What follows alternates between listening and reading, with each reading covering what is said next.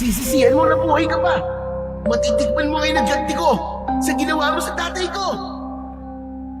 Hindi ka magtatagumpay. Isa ka lang bata wala silbi. Ang ka lang. Kaya wala ka ng karapatang mag-hari-harian sa kagubatang ito.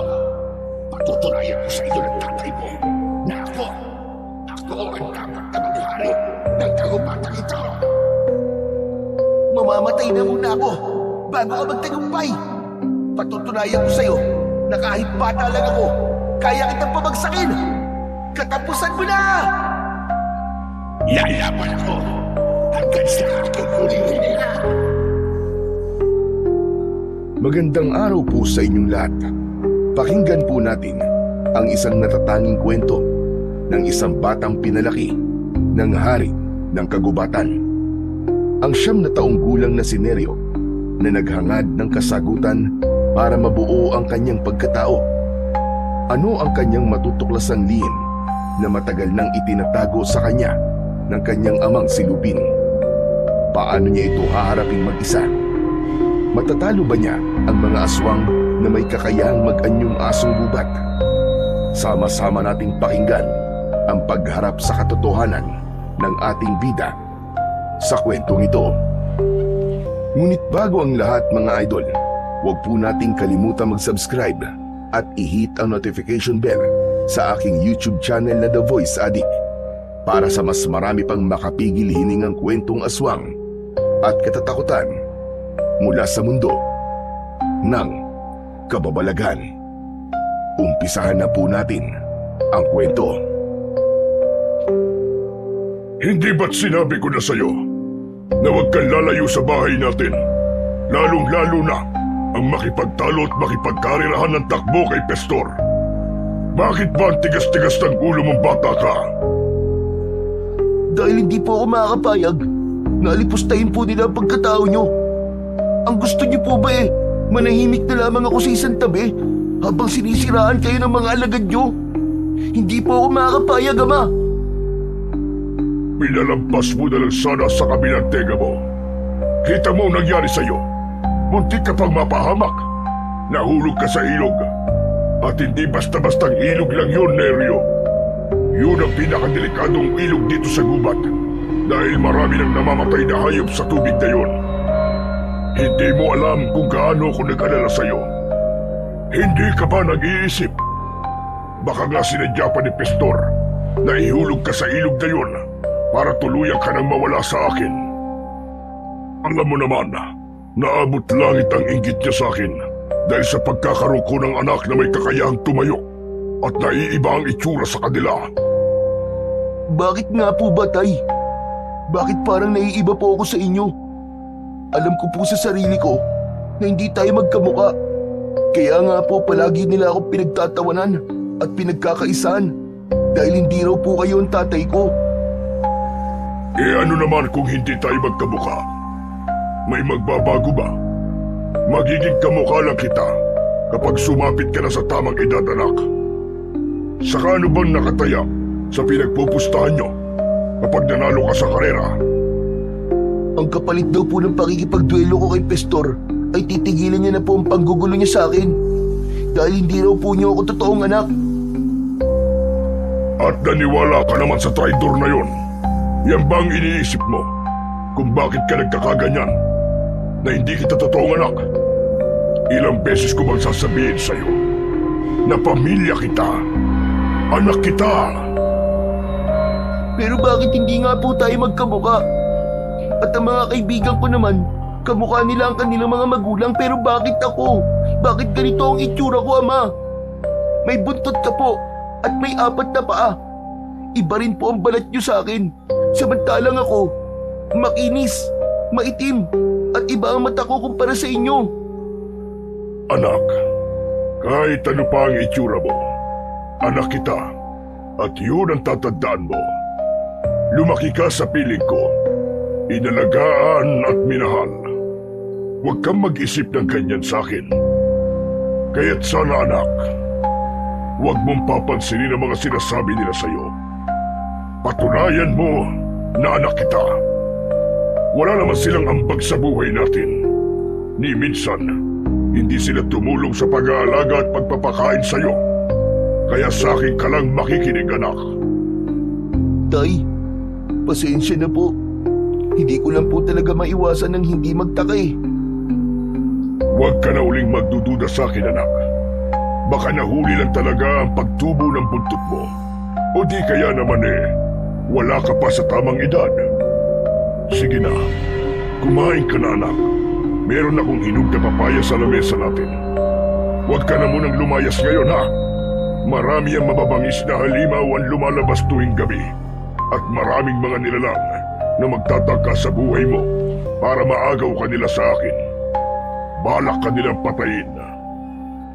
Sa isang malayong lugar, sa isang napakalawak na kagubatan na ipinagbabawal na pasukin ng mga tao, lalong-lalo na ng mga sasakyang nanggagaling pa sa ibang lugar. Ayon sa kwento, ang bundok ng Samak ay isa sa pinakadelikadong lugar na pupuntahan ng tao dahil sa mababangis na nilalang na namamalagi roon. Lalo pa at dito rin naganap ang isang malaking aksidente na kumitil ng maraming buhay ng pasahero na nakasakay sa isang bus. At ayon pa nga sa balita, ay isa lamang daw ang nakaligtas at nawala pang araw sa tamang pag-iisip. Kaya hanggang ngayon ay laman pa rin ng balita ang misteryosong nangyari sa kalsada. Magmula rin ang araw na yon ay ipinagbawal na ang pagpasok sa nasabing lugar, hanggang sa tuluyan na nga itong inabandona at nagtiis na lamang na sumakay sa tren sa kabilang riles.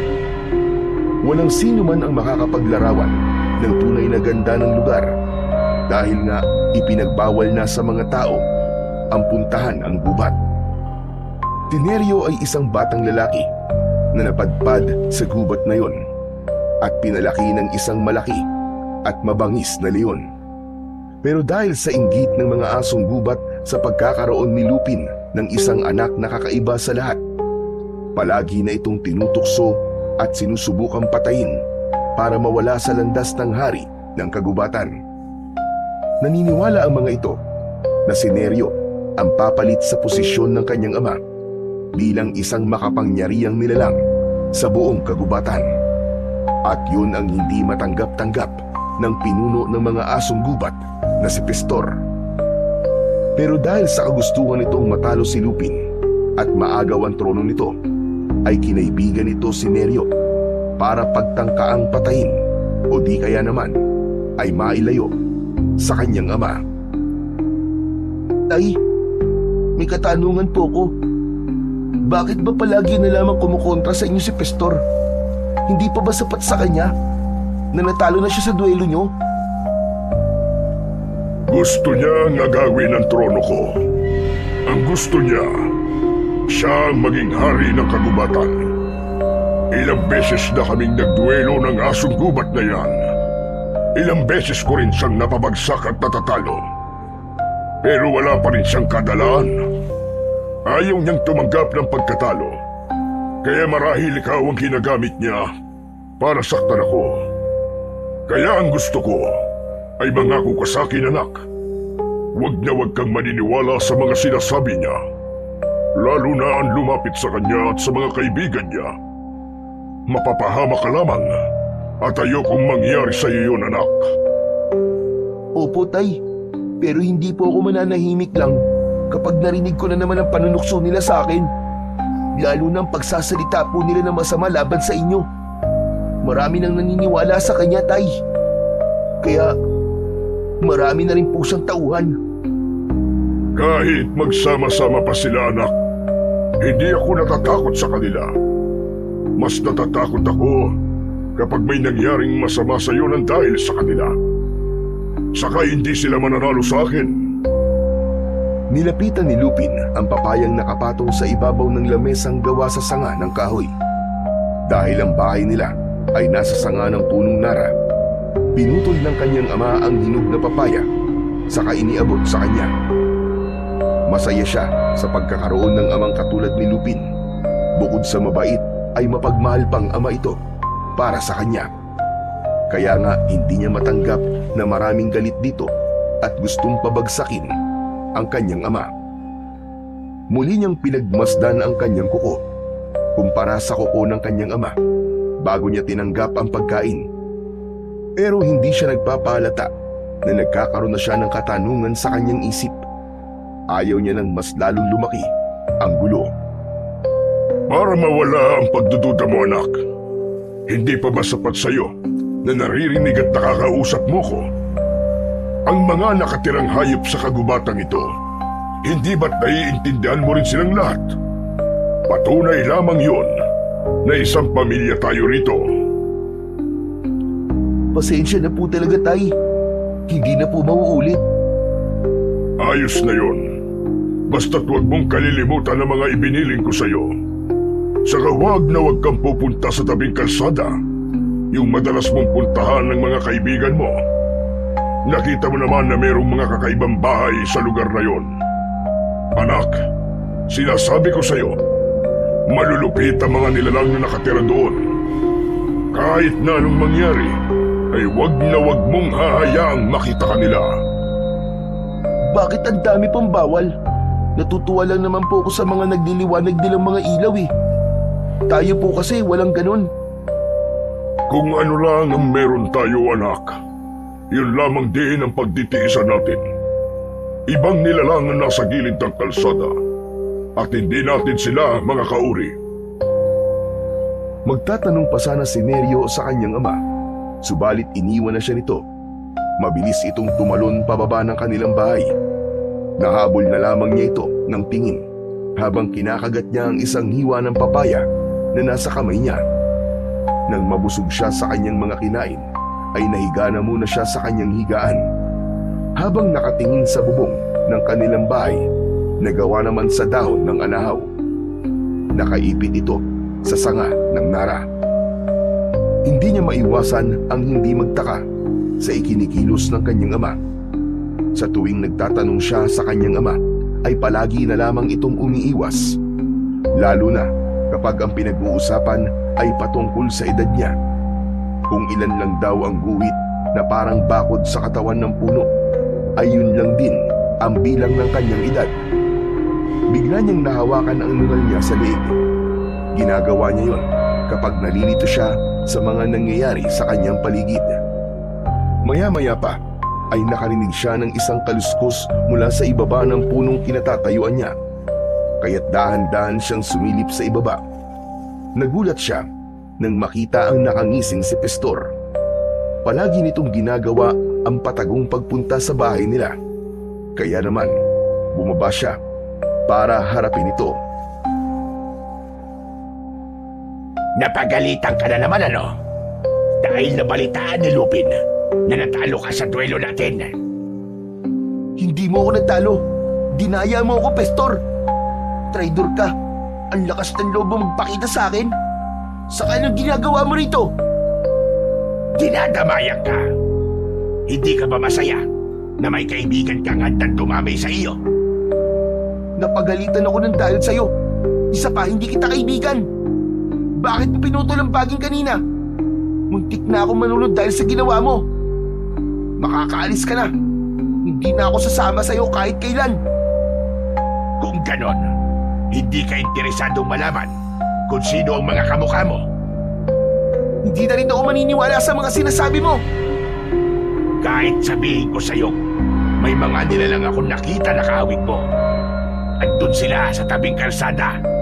Yung bahay na maraming mga ilaw. Pwede ba? Tigilan mo na ako. Kung may plano ka na naman para ilayo ko sa ama ko, pwes hindi ka magtatagumpay, Pastor. Makakaalis ka na. Nag-aaksaya ka lamang ng oras mo dito. Magsasalita pa sana si Pastor nang bigla itong bumagsak sa lupa.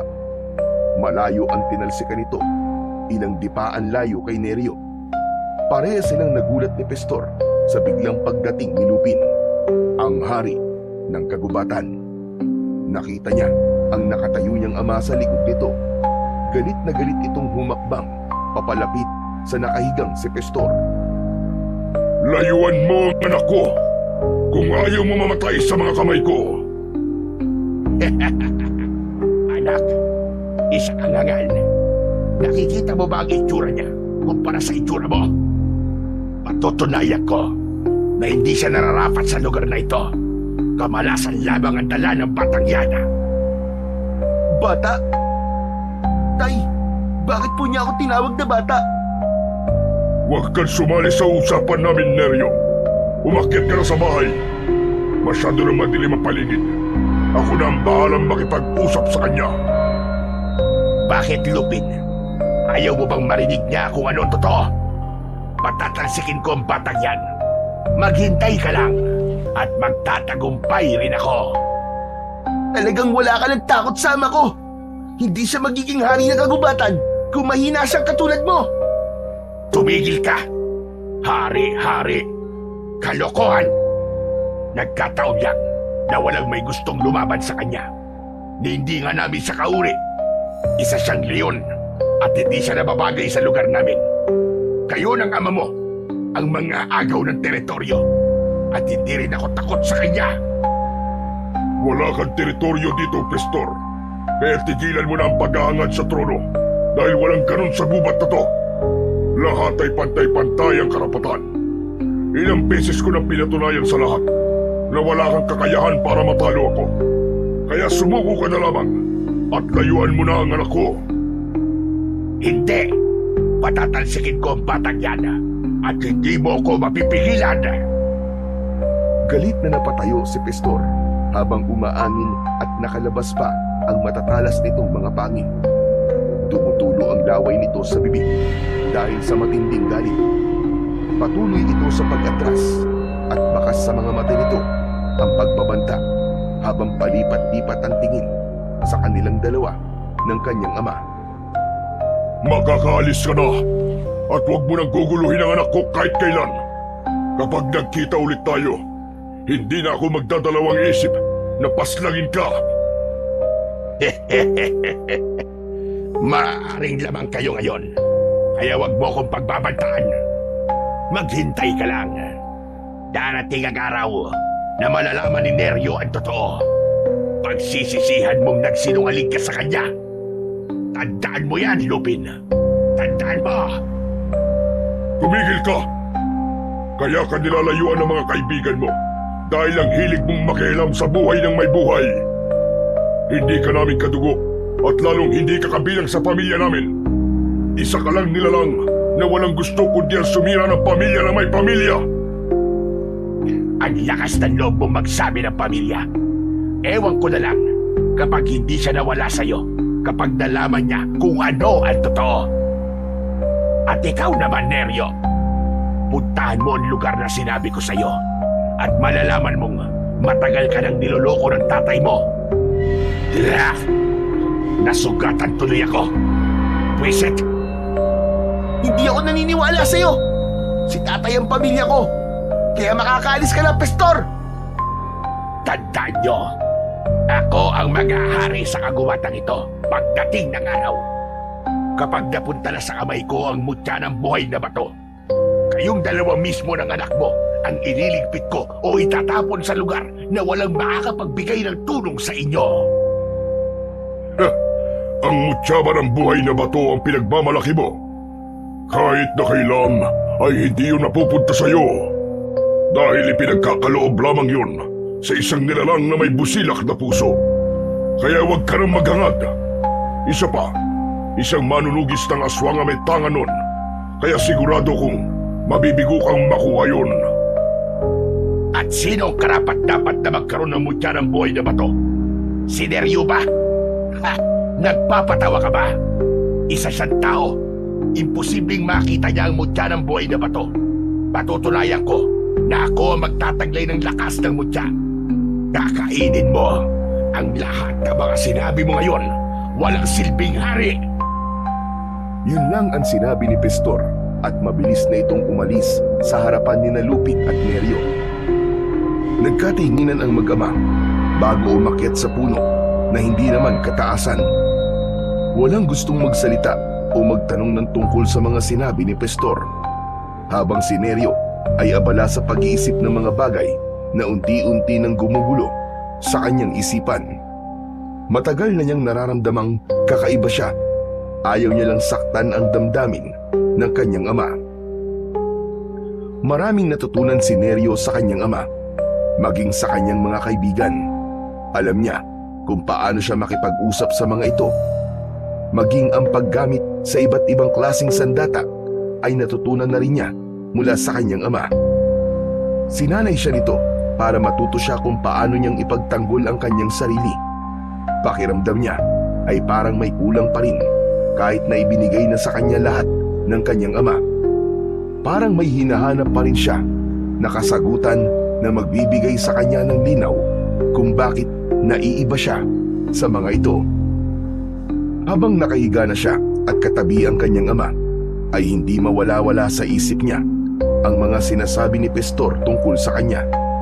Kahit nakapatong ang kanyang braso sa kanyang mga mata, ay hindi siya dalawin ng antok.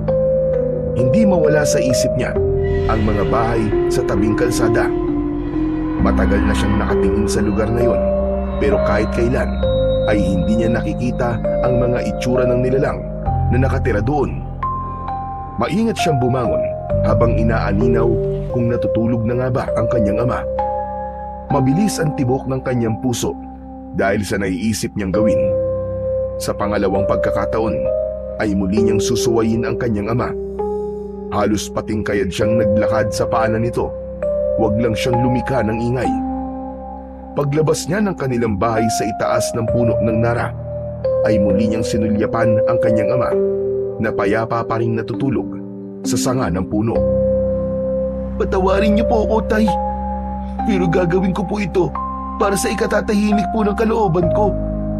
Saka ako na lamang po haharapin ang galit niyo. Sana'y maintindihan niyo po ako.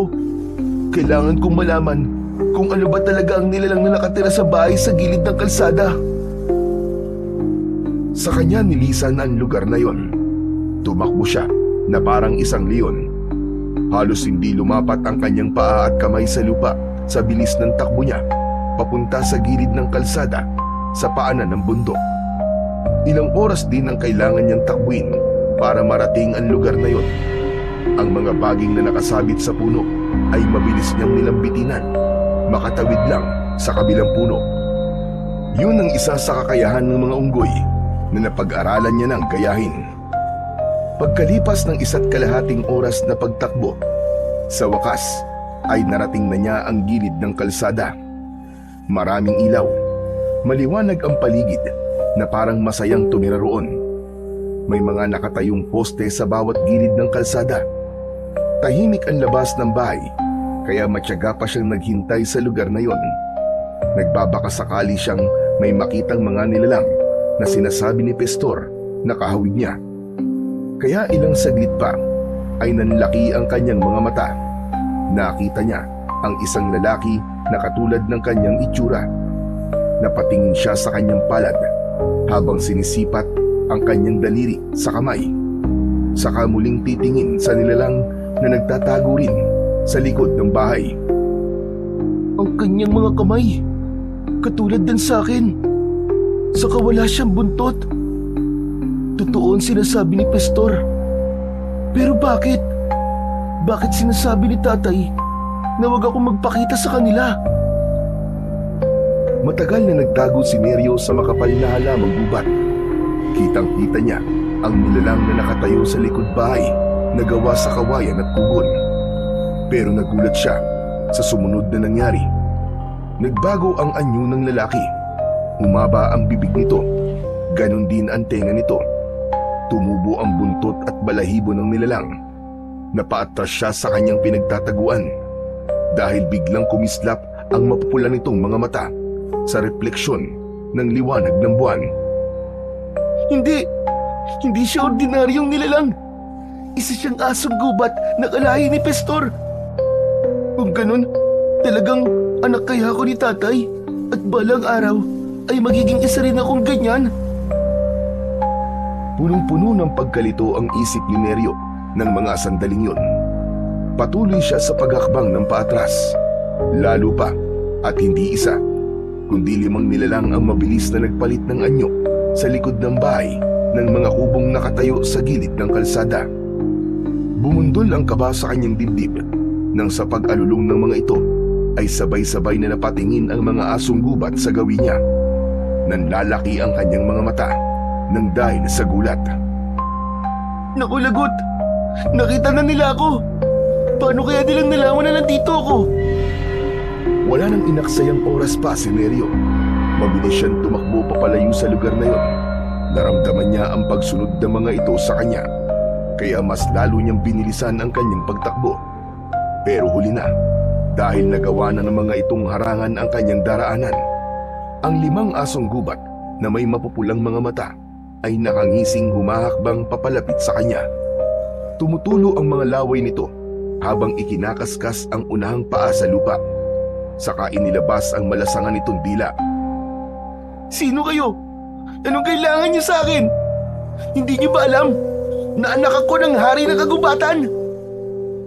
Tila hindi naiintindihan ng mga asong gubat ang sinasabi ni Nerio dahil wala siyang kaalam-alam na iba ang lingwaheng lumalabas sa kanyang bibig. Kaya naman, imbis na matakot, ay sabay-sabay pa ang mga ito sa pag-atake sa kanya. Nagawa niya kagad na makatalon sa baging bago pa man siya abutan ng mga ito. Maigpit siyang humawak sa taling baging at nagpalipat-lipat sa mga puno. Nagpaikot-ikot siya sa pagsabit sa baging, sabay sipa niya sa mga mukha ng asong gubat na hindi makalapit sa kanya dahil sa kanyang bilis. Napangiti siya nang maramdaman niya sa kanyang sarili na kaya niyang labanan ang mga nilalang. Ano? Kala niyo wala pala kayong binatbat eh. Lumaban kayo. Magpasalamat kayo dahil wala akong dalang sandata. Dahil kung hindi lang sipa ang matitikman niyo sa akin, kundi gigilitan ko talaga mga leeg niyo gamit ang talim ng aking punyal. Mas lalong naging agresibo ang mga asong gubat sa pag-atake kay Nerio. Pero naiiwasan niya ang bawat kagat ng mga ito. Nagagantihan niya yun kagad ng sipa sa muka. Kaya lang ay hindi niya napansin na merong baging na malapit ng maputol. Saktong paglipat niya sa baging na yun ay naputol na kagad yun at bumagsak siya sa lupa. Naramdaman niya ang pagtama ng ugat ng puno sa kanyang likod. Halos mamilipit siya sa sobrang sakit. Kaagad siyang nilapitan ng mga asong gubat at pinagtulungan siyang kagatin ng mga ito. Naramdaman niya ang pagbaon ng pangil sa kanyang kalamnan, kaya't napasigaw siya ng malakas dahil sa kirot. Tulong! Tulungan niyo ako, pakiusap! Dahil naunahan na si Nerio ng takot, ay hindi niya na napansin ang sugat niya sa binti at hita at braso. Kaya naman, hindi niya na magawang makakilos pa. Mabilis siyang gumapang sa lupa habang abala ang mga asong gubat sa pagkagat sa kanya. Pakiramdam niya, biglang naparalisa ang buo niyang katawan. Kasunod ang pag-agos ng mainit na likido sa kanyang katawan. Pilit niyang nilalabanan ng mga ito hanggang sa dumating ang isang matandang lalaki. May hawak itong tungkod na gawa sa kahoy na matinik. Parang gawa yun sa katawan ng lukban na madalas niyang nakikita sa tabing ilog. May suot itong mga kwintas mula sa iba't ibang uri ng bato. Malakas nitong tinuktok sa lupa ang hawak nitong tungkod at sa hindi malamang dahilan, sabay-sabay na natumba ang mga asong gubat sa lupa. Hindi makabangon ng mga ito, habang si Nerio naman ay hindi makapaniwala sa lakas na taglay ng matanda. Mabilis siyang nilapitan ng matanda at inalalayan siyang tumayo. Hindi niya maintindihan ang sinasabi ng matanda, pero nang maitayo siya nito, ay hinarap muna ng matandang lalaki ang mga umatake sa kanya. Dahil sa takot ng mga nakabangon na asong gubat, ay mabilis na kumaripas ang mga ito ng takbo at nawala sa madilim na bahagi ng kakahuyan. Saka lang naramdaman ni Nerio ang panginginig ng kanyang tuhod, kaya't muli siyang napalugmok sa lupa. Tulungan niyo po ako! Gusto ko na po umuwi sa amin! Ano? Anong sabi mo, bata? Kahit anong sabihin ng matanda, ay hindi rin yun maiintindihan ni Nerio at hindi rin maiintindihan ng matanda. Nagtataka siya sa salita ng lalaking tumulong sa kanya. Sumunod na lang siya rito nang bigla nitong tinignan ang kanyang sugat sa katawan. Walang pang itaas na damit si Nerio. Tanging balat lang ng usa ang nagsisilbing kasuotan niya sa pang-ibaba niyang katawan. Ang mabuti pa ay dalhin na muna kita sa bahay ko. Masyadong malalim ang mga sugat mo sa katawan. Puro angil lamang ang naririnig ko mula sa iyo. Para kang leon kung umangil. Nakakunot ang noo ni Neryo nang bigla siyang buhati ng matanda. Hinayaan niya lang ito sa ginagawa habang naririnig niya ang hingil nito sa paglalakad. Ilang minuto pa ay nakarating na sila sa bahay na gawa sa kawayan at ang bubong naman ay gawa sa dahon ng anahaw. Katulad yun ng kanilang bubong pero hindi ng itsura ng tirahan. Pagpasok nila sa loob ng bahay ng matanda ay ibinaba siya nito sa upuang gawa sa kawayan. Mabilis itong pumasok sa silid nito at pagbalik ay meron na itong isang uri ng kwintas na may balot ng kulay pulang tela ang palawit. Kaagad nitong isinuot sa kanyang leeg ang kwintas na yon. Oh, ayan. Sa'yo na ang mutya ng buhay na bato. Para alam ko kung ano ang ibig sabihin ng mga tunog na lumalabas sa bibig mo. Hindi tayo magkaintindihan eh. Panay lang ang angil mo. Alam kong isa kang bata na nakatira sa kagubatan.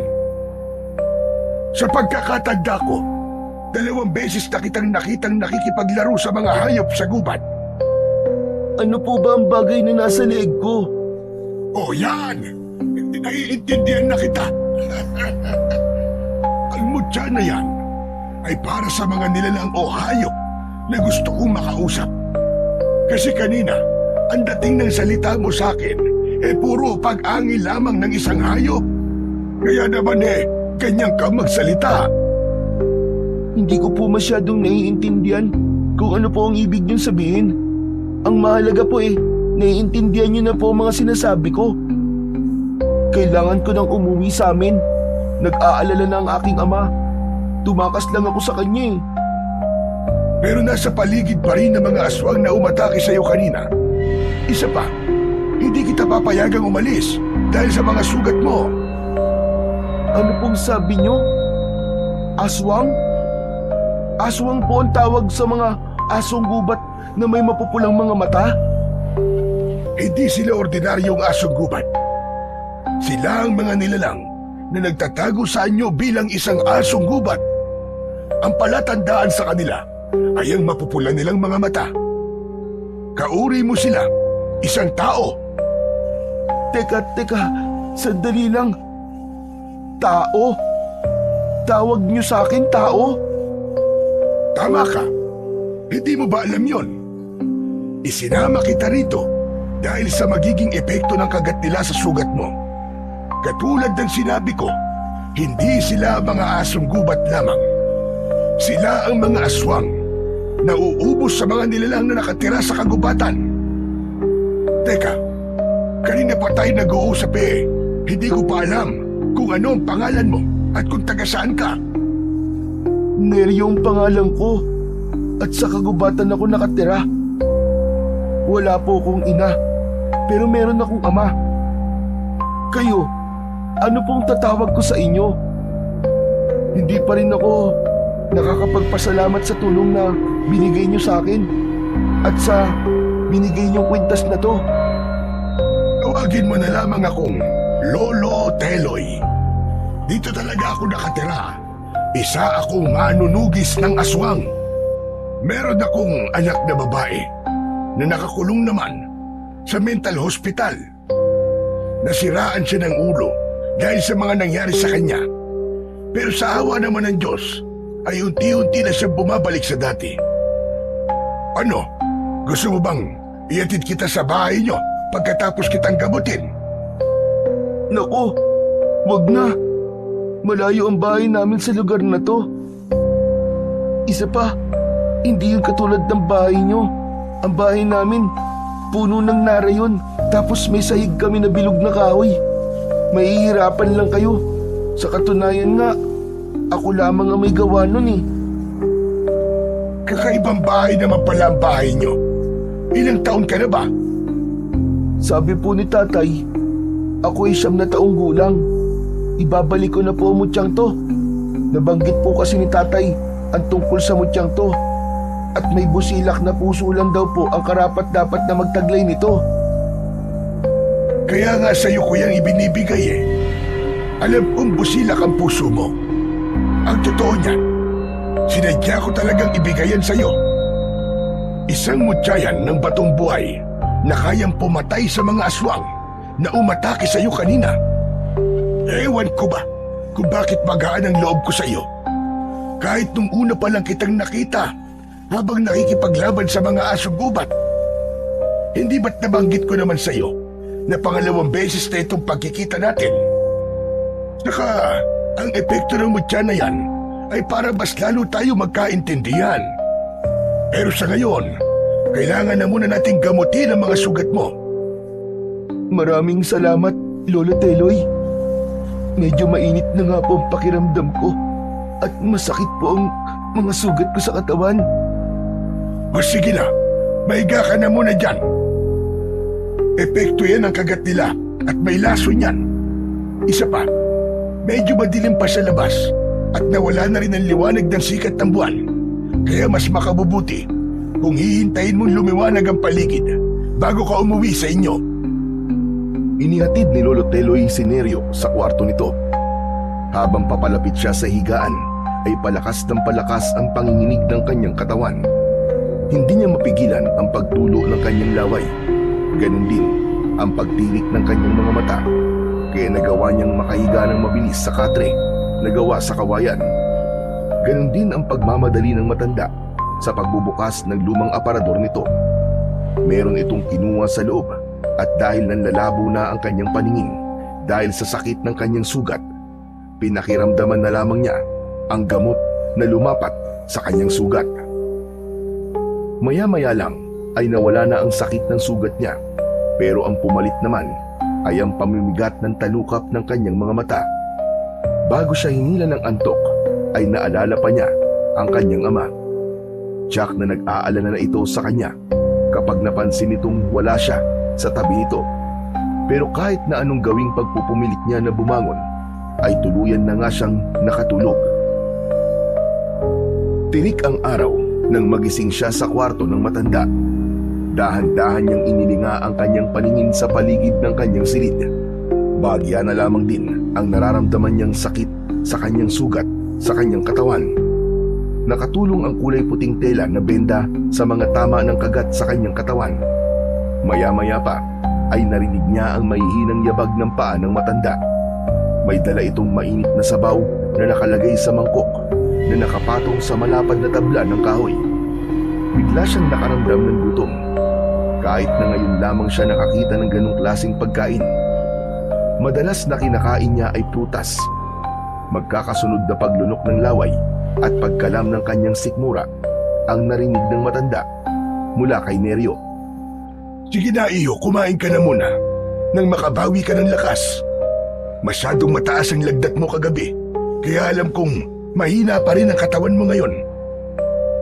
Ipinagluto na lamang muna kita ng sinabawang baboy na may papaya. Bago ka umuwi, ay kailangan mong magpalakas. Hindi ko po alam kung paano kainin to, Lolo Teloy eh.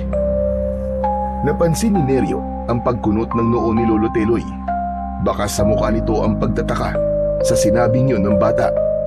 Sinabayan naman niya yun ng pagbangon niya sa katre at hindi inaalis ang paningin sa mangkok na dala ng matanda. Maya-maya pa ay inilapag na yun sa lamesang gawa sa kawayan. Teka. Ang ibig mo bang sabihin ay hindi ka pa nakakatikim ng pagkain ito? Isang uri lang ito ng inumin na kayang magbigay ng lakas sa iyong katawan. Mangyaring palaging bunga lamang po ng mga puno ang natitikman ko. Yun po ang pagkain ko. Ito pong umuusok na sabaw. Talagang ngayon lamang po ako nakakita ng ganito. O sige. Naiintindihan ko na. Susubuan na lamang kita ng makakain ka na. Mas masarap kainin ito kapag mainit ang sabaw. Hindi na nga napigilan ni Neryo ang matanda nang dumampot ito ng kutsara sa mangkok nito. Sinubuan siya nito at nang malasahan niya ang mainit na likido sa kanyang lalamunan na may konting asim, ay biglang nanlaki ang kanyang mga mata. Hindi maitago sa kanyang muka ang saya nang matikman ang pagkain. Masarap yun at kakaiba ang lasa. Pero mabilis ding nawala ang ngiti niya sa labi nang maalala ang kanyang ama. Marami siyang itatanong dito ngayong alam na niya kung ano ang tawag sa kanya. Halos pamawisan siya nang maubos niya ang pagkaing ibinigay sa kanya ng matanda. Sandali lamang siya nagpahinga. Pagkatapos ay inabutan na siya ng matanda ng isang uri ng kasuotan na ibang-iba sa suot niyang damit. O heto, magsuot ka na muna ng pang-itaas na damit nang hindi sumakit ang sikmura mo. Salamat po. Pero hindi ko po matatanggap yan, Lolo Teloy. Ayoko po malaman ng aking ama na nagpunta po ako sa lugar na to. Maigpit niya po akong pinagbabawalang makisalamuha sa mga tao. Sige po, aalis na po ako. Baka kagabi pa po ako hinahanap ng aking ama eh. O sige, ikaw ang bahala. Ito na lamang ang dalin mo. Isa itong uri ng tungkod na gawa sa kahoy ng lukban. Magagamit mo ito laban sa mga masasamang elemento na makakasalubong mo sa daan. O sige na, huwag mo na itong tanggihan. Sana ay hindi pa ito ang huli nating pagkikita. Sana nga po. At kung ano man pong klaseng nilalang ang mga makakasalubong ko sa daan, sana po ay hindi na maulit sa akin ng muntik na akong mapahamak. Ayoko po kasing mag-alala sa akin ng aking amay. Talagang mahal na mahal mo ang iyong ama. Maswerte siya sa pagkakaroon ng isang anak na katulad mo. Kaya lang po eh, Kaya lang ano, Neryo? bakit kaya hindi ko po siya kamuka? Siguro, nagmana ka sa iyong ina. Ganun naman talaga, lalo na kung solong anak ka lang. Siguro nga po. Sige po, tatanggapin ko po itong tungkod. At marami pong salamat ulit sa tulong niyo. Pagkatapos magpaalam, ay mabilis siyang lumabas ng bahay ng matanda. Katulad ng nakasanayan niyang paglalakad, habang papalayo siya sa bahay ng matanda, ay hindi pa rin nakaligtas sa kanyang paningin ang bakas ng pagtataka sa mukha ng matanda. Siguro dahil kakaiba talaga ang paraan niya ng kanyang paglalakad. Pagdating niya sa gitnang kagubatan, ay muli siyang kumapit sa mga baging na nakalaylay sa mga puno at nagpalipat-lipat siya sa bawat punong madaraanan niya. Pero natigil siya sa paglukso at tumalon siya sa lupa nang makita ang grupo ni Pestor na nakaabang sa kanya. Nakangisi ang mga ito na parang nang-aasar at nahuhulaan kung saan siya nanggaling. Alam kong pupunta ka sa lugar na sinasabi ko sa'yo. Aminin mo man sa hindi, may nabubuo ng tanong sa iyong isipan. Ano? Tama ba ako? Tila nang-aasar pa ang paraan ng pagsasalita ni Pestor habang naglalakad ito ng paikot kay Neryo. Napansin na rin ito ang mga benda sa kanyang katawan, maging ang hawak niyang tungkod. Pero mas natigilan ito sa suot niyang kwintas. Bakas sa mga mata ng asong gubat na si Pestor ang inggit. Hindi mo na maitatanggi kung saan ka naggaling. Kaya lang, mukhang huli na ang dating mo. Napabagsak ko na ang iyong ama. Wala na siya. Tiyempong-tiyempo ang pag-alis mo kagabi. Malaya namin na isagawa ang mga binabalak naming gawin sa kanya. Biglang nanlamig ang buong katawan ni Neryo sa sinabing yun ni Pestor. Alam niyang hindi ito nagbibiro. Maigpit na hinawakan niya ang kanyang tungkod at hinarap ang asong gubat, kasama ang mga alagad nito na nakangising umaangil pa sa kanya. Hindi rin maitatago ang hindi pagkakagusto ng mga ito sa pananatili niya sa teritoryo ng kanyang ama. Mga hayop kayo! Anong ginawa niyo sa ama ko? Hanggang ngayon pa naman ay naniniwala ka pa rin anak ka niya. Kalokohan talaga. Kahit alam mo na ang buong katotohanan, ay nagbubulag-bulagan ka pa rin. Ang tanong ko, sagutin mo! Nasaan ang ama ko? Anong ginawa niyo sa kanya? Wala na siya. At totoo ang sinasabi ko. Patay na ang ama mo. At kahit saan mo siya hanapin, ay wala na siya. Hindi mo na siya matatagpuan. Natangay na siya ng malakas na agos ng tubig dahil sa paghahanap sa'yo. Sinabi ko naman, di ba, na kaya kong paghiwalayin kayo. Hindi. Hindi totoo yung sinasabi mo. Hindi. Huwag mo akong linlangin. Hayop ka. Dahil sa oras sa papatunayan ko, niloloko mo lang ako. Ako mismo ang papatay sa'yo. Tanggapin mo na lang ang kapalaran niya. Wala na siya. Natalo ko na siya. Binitiwan ni Neryo ang hawak niyang tungkod at sinuntok niya ang mukha ni Pestor. Pero hindi ito natinag. Sa halip, tumawa lang ito ng malakas na parang masaya pa ito sa reaksyon ng kanyang mukha. Lalo na nang pumatak ang kanyang mga luha sa kanyang mga mata. Hindi pa siya nasiyahan. Mahigpit niyang sinakal ang leeg nito. Pagsisisihan mong nabuhay ka pa. Matitikman mo ngayon ang ganti ko sa ginawa mo sa tatay ko. Hindi ka magtatagumpay. Isa ka lang batang walang silbi.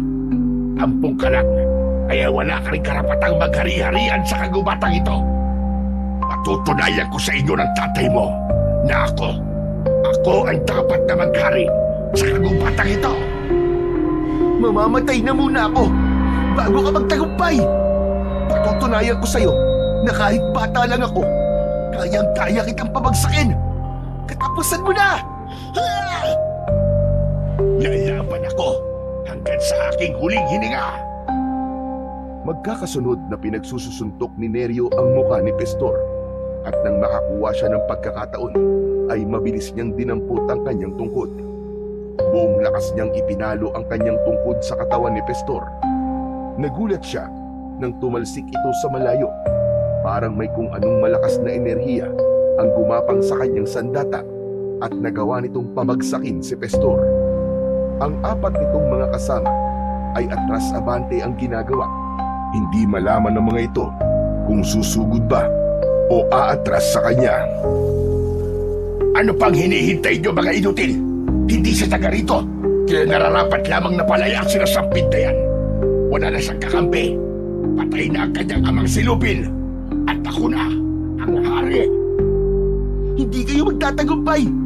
Hindi papatay ang aking ama hanggat hindi ko nakikita ang kanyang katawan. Kaya kayo ang umalis sa lugar na to. Kampon kayo na masasama. Sugurin nyo na! Huwag nyo sabihin na tatakot kayo sa isang batang mahina. Hindi sumunod ang mga asong gubat sa utos ni Pestor. Kaya ito na mismo ang sumugod sa kanya. Malalaki ang hakbang ng mga paa ni Pestor na tumalon pasugod sa kinatatayuan ni Neryo.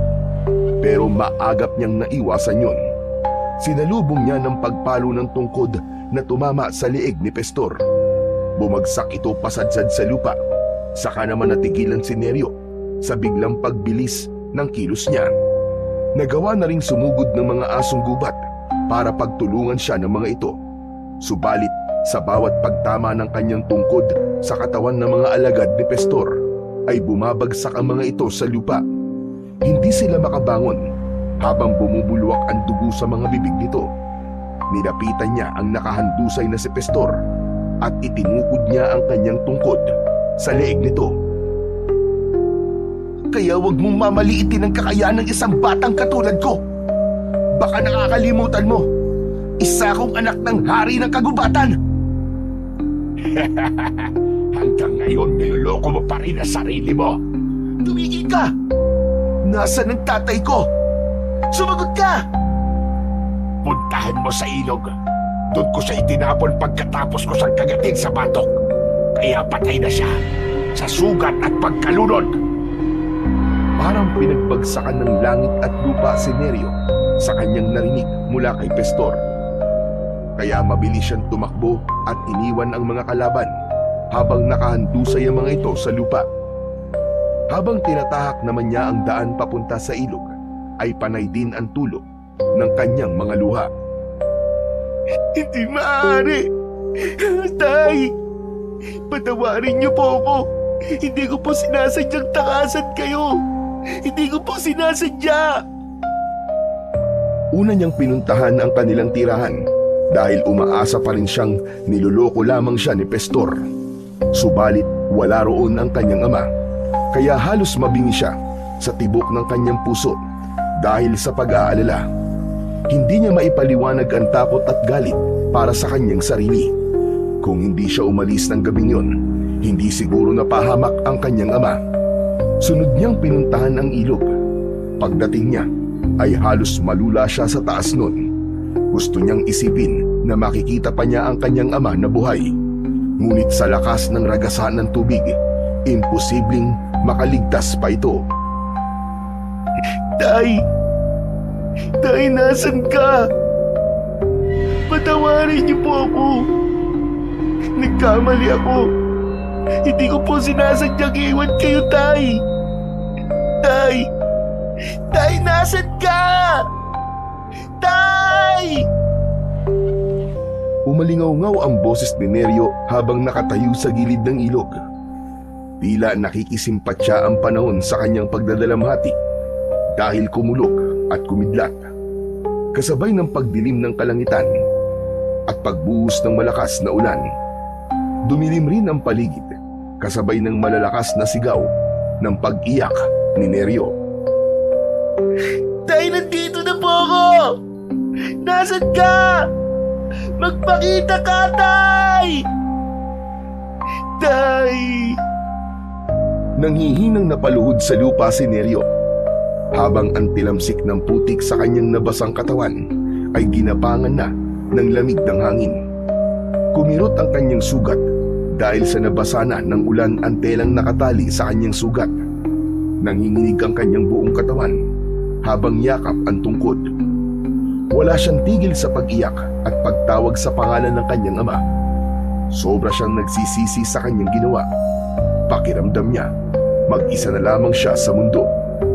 Pagkatapos ng sakit na kanyang nararamdaman sa pagkawala ng kanyang ama, ay napalitan naman yun ng galit para kay Pestor.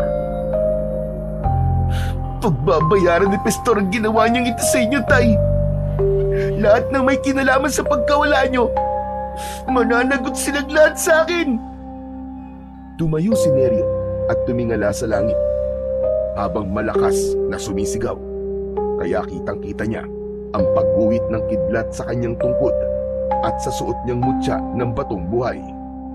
Lumiwanag ang kanyang paningin dahil sa pagtulay ng malakas na enerhiya sa kanyang buong katawan.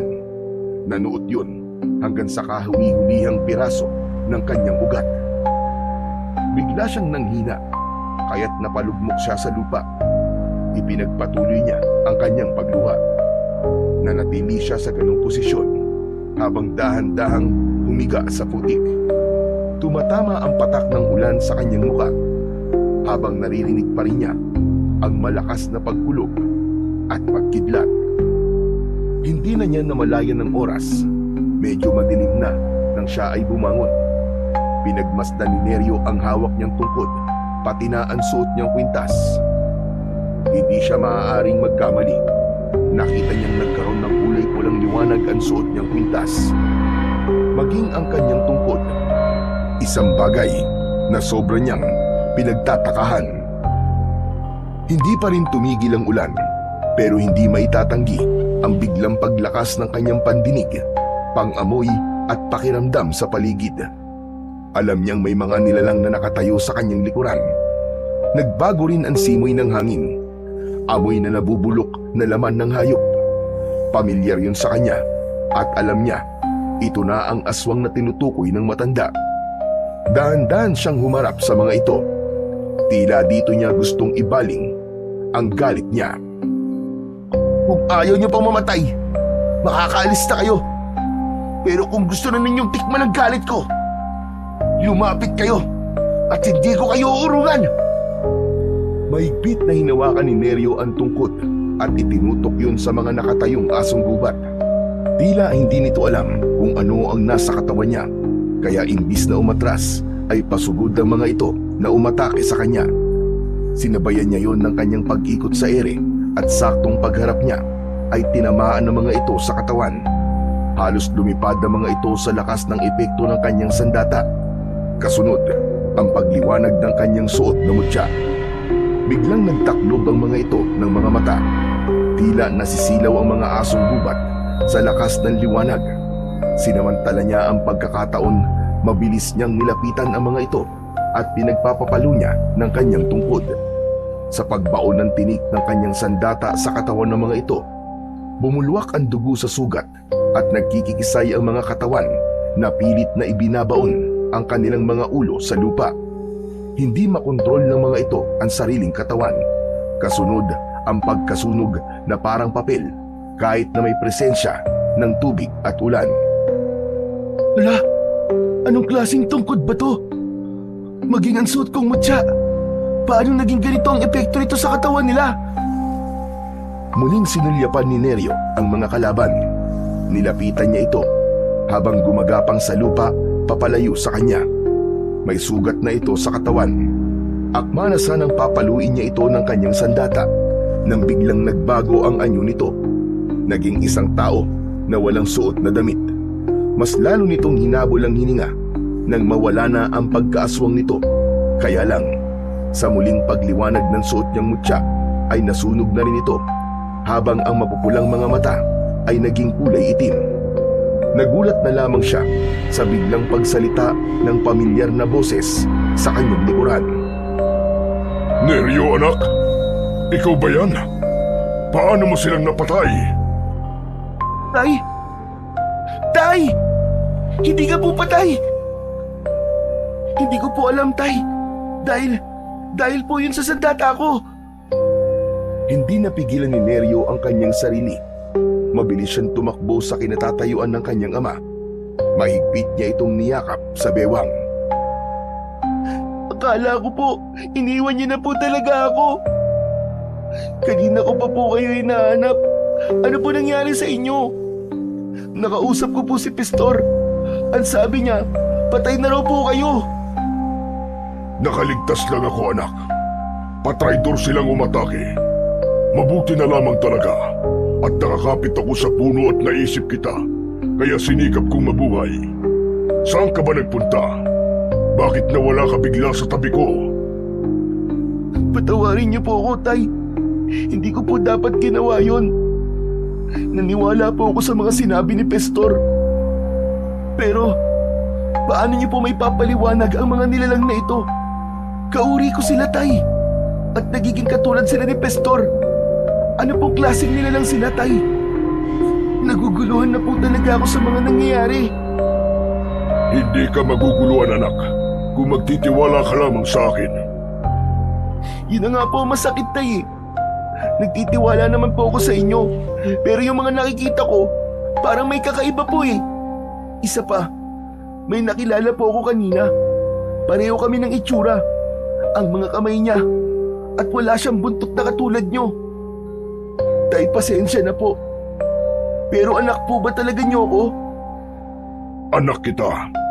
Ilang beses ko bang sasabihin sa'yo? Kagabi lang po ay may umatake po sa akin mga asong gubat. At kapag nasusugatan sila, ay nagiging isa silang tao na kagaya ko. Pati yung Tay. Alam ko na po kaya nakikiusap ako. Huwag po niyong ilihim sa akin ang buong katotohanan. Ampun niyo lang po ako at yun ang totoo. Hindi mo na ba pakikinggan ang mga paliwanag ko, anak? Alam mo kung gaano kita kamahal. Magpapaliwanag pa sana si Lupin na bigla naman dumating si Pistor kasama ang mga alagad nito. Nagulat ito nang makita si Lupin. Nawala ang mapang-asar na angil ni Pistor nang bigla itong lapitan ni Lupin at kinagat-kagat sa leeg. Nagpambuno ang dalawa at nabigla si Neryo sa galit na yon ng kanyang ama. Kitang-kita niya kung paanong bumaon ang pangil ng kanyang ama sa leeg ni Pistor. Nagpupumiglas ito, ngunit hindi ito makawala dahil higit na mas malakas ang leon. Kumilos na rin ang mga alagad nito at siya naman ang sinugod. Walang kaalam-alam ang mga asong gubat sa malakas na taglay ng kapangyarihan ng suot na mutya ni Neryo. Kaya paglukso ng mga ito papalapit sa kanyang kinatatayuan, ay sinalubong naman ito ng malakas na pagkalat ng liwanag sa palawit ng kanyang mutya. Bumagsak ang mga ito sa lupa habang umaangin na parang asong nasasaktan. Sina Lupin at Pistor ay biglang natigilan nang makita ang sabay-sabay na pagbagsak ng mga asong gubat sa lupa. Mabilis na lumapit si Lupin kay Neryo na hindi makapaniwala sa kanyang ginawa. Saka lang nito sinulyapan ang mga naunang asong gubat na nasaktan. Paanong nangyari yun, anak? Paanong nagkaroon ka ng ganyang kalakas na sandata? Dahil dito, Tay. Ibinigay sa akin to ni Lolo Teloy. Ang mutya ng buhay na bato. Ano ka mo? Lolo Teloy? Paano mo siyang nakilala? Kilala niyo po ba siya, Tay? Siya ang mahusay na manunugis ng aswang sa Hadikya. Ang mga taong nag-aanyong asong gubat at baboy ramo. Pumapatay sila ng mga nilalang na pwede nilang gawing pagkain. Lalo na ang mga tao. Tay, alam niyo po ang tungkol sa mga tao? Pati na sa aswang na Hadikya? Patawarin mo ko, anak. Pero siguro ay panahon na para malaman mo ang buong katotohanan. Hindi niya masasabi sa'yo ang lahat. Kaya huwag kang maniwala sa leon na yan. Punong-puno siya ng kasinungalingan. Hindi na ituloy ni Lupin ang balak na pagtatapat kay Neryo dahil inagaw ni Pestor ang atensyon ng mag-ama. Kitang-kita ni Neryo ang galit sa mga mata ng kanyang ama habang nakatingin ito sa nakahigang si Pestor. Kahit nasasaktan ito sa sugat na nasa leeg nito, ay nagawa pa rin ni Pestor na sumali sa usapan. Nagpalipat-lipat ang tingin niya sa dalawang nilalang na nasa kanyang harapan. Unti-unti niya nang naiintindihan ang lahat at tanging sila lang din ang makakasagot sa kanyang katanungan. Ang hindi lang niya maintindihan ay kung bakit tila pinipigilan ng kanyang ama na malaman niya ang buong katotohanan tungkol sa kanyang pagkatao. Huwag mo kong piliting patayin ka, Pestor. Hanggat kaya ko pang magtimpi ng galit ko, tigilan mo lang ang pangingialam mo sa buhay namin ng anak ko. Bakit natatakot ka ba? Akala ko talaga napatay na kita. Hindi ka pa natuluyan. Nasolo ko na sana ang buong kagubatan. Ako na sana ang hari ngayon. Bakit ba gustong-gusto mo maagaw ang pagiging hari ko? Ano bang gusto mo mangyari? At pati ang anak ko ay kinugulo mo. Lumayo si Pestor habang nakangising nakatingin sa kanila. Paika-ika itong lumapit sa mga kasamahan nitong hindi pa rin nakakabangon dahil sa malakas na pagkakapalo ni Neryo ng tungkod. Saka ito muling nagsalita. Pinatay mo ang pamilya ko, anak ko at mga magulang ko. Pagkatapos, ahasta ka na parang walang nangyari. Imbis na itakwil ka, ay ginawa ka pa nilang hari ng kagubatan. Hindi ba't malaking insulto yon? Alam mong pareho lamang tayong nilalang sa mundo. Hindi ko kasalanan na leyon ako at asong gubat ka lamang. Naigit akong mas malakas kaysa sa'yo. Huwag mong isisisi sa akin ang pagkawala ng pamilya mo. Dahil alam mong hindi ko talaga sila maililigtas sa sunog na yon. Kailangan kong unahin ang aking anak. Kung meron bang dapat na gumawa nun sa kanila, ikaw yun. Pero nasa ka ng mga sandaling kinailangan ka nila. Kasama ka ng mga kaibigan mong iniwan ka rin sa oras ng kagipitan mo. Pagkatapos, ako ngayon ang ginugulo mo. Huwag kang gumawa ng dahilan para malinis ang konsensya mo. Ikaw talaga ang pumatay sa pamilya ko. Tumigil na kayo! Lalong-lalo ka ng Pestor. Tama ang sinabi ni tatay. Wala siyang kasalanan sa'yo. Ikaw ang dapat sisihin. Ikaw ang dapat na tumigil. Wala kang alam dito. Ikaw pa nga ang naging dahilan kung bakit nangyari ito sa amin. Kung hindi dahil sa dala mong kamalasan, hindi kami magkakaganito. Nagulat si Neryo sa biglang pagsigaw ni Lupin na may kasamang pag-angil. Kitang-kita niya ang bakas ng galit sa mukha ng kanyang ama. Inatake nito ang nakatayong si Pestor. Parang napansin niyang biglang nagkulay pula ang mata ni Pestor. Hindi ba't sinabi ko na sa'yo na huwag mong pagsasalita ng malas ang anak ko? Talagang kinagalit mo ko. Nang mapansin ni Pestor ang pamumula sa mga mata ni Lupin, pati na ang pagtaas ng balahibo nito sa katawan, ay kumaripas na agad ito ng takbo papalayo sa kanyang ama. Pati na ang mga alagad nito ay kumaripas na rin ng takbo. Hinabol ang mga ito ng kanyang ama. Kaya naman, sumunod si Neryo sa kanyang ama. Kailangan niyang pigilan ang kanyang ama sa gagawin nitong pagpatay kay Pestor. Ay, wag! Tama na! Huwag niyong gawin yan! Huwag kayong papatay! Kasalanan sa kalikasan yan! Tila wala siyang panama sa bilis ng takbo ng mga ito at bigla itong nawala sa kakahuyan. Kahit saan siya luminga, ay tuluyan nang nawala sa kanyang paningin ang mga ito. Maging ang tunog ng yabag ng mga paa ng kanyang ama. Alam niya na kapag naabutan ng kanyang ama si Pestor, ay malalagay sa panganib ang buhay nito, nahahantong sa pagpatay rito. Kaya kahit masasakit ang kanyang katawan, ay pinilit niyang humabol sa pagtakbo sa mga ito. Halos hindi na lumapat ang kanyang paa sa lupa. Ilang baging din ang kinailangan niyang lambitinan para mabilis niyang mahanap ang kanyang ama. Pero nabigo siya. Ilang minuto ang lumipas ay hindi niya nakita ang bakas ng paa ng kanyang ama. Hanggang sa pagsapit niya sa gitnang kagubatan, tumigil siya sa pagtakbo para siyang nabibingi sa katahimikan. Maya-maya pa ay nakaramdam siya ng pag-iinit sa suot niyang mutya. Hindi pa man siya halos nakakalingon sa kanyang likuran, ay tumama na sa kanyang muka ang malakas na kamao mula sa isang lalaki.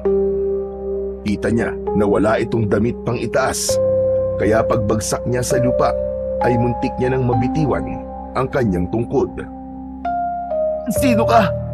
Bakit bigla mo na lamang akong inatake?